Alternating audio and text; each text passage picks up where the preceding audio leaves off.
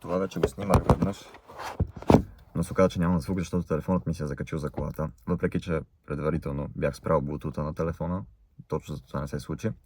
Но, както и да е, исках да направя един мултитаскинг сешън 2 в 1, докато пътувам, да ги изговоря каквото трябва да изговоря, но не.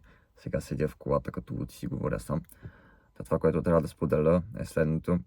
Новия проект е на пауза, защото физическият ми сървър се повреди. На този сървър се съхранява бекенда на всичките ми проекти.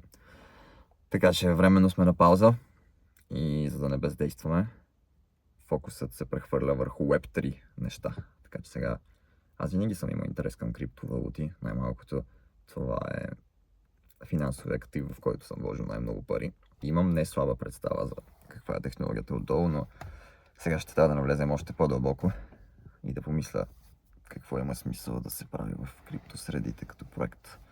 Може би адаптация на нещо от Web 2 към Web 3, което още не е адаптирано. И така. Или може би някакъв проект за популяризиране на криптовалутите в България. Защото напоследък все повече и повече ми се ослажда идеята за Web 3 свят. Някакси възможността някой чисто и просто да ми бръкне в портфела и да ми вземе всичко не ми харесва. Като това в момента е леко метафорично. Не говоря за физическия ми портфел, говоря за банковата ми сметка. Например, съдят и ти запорират сметките или пък банката фалира и тя може да ти покрие само до определена сума. Да, не ми допада мисълта, че парите, които имаш, могат просто да изчезнат, защото не са в теб. В същото време да разнасяш кеш и злато нагоре-надолу не е оптимално. Това тежи и е обемисто.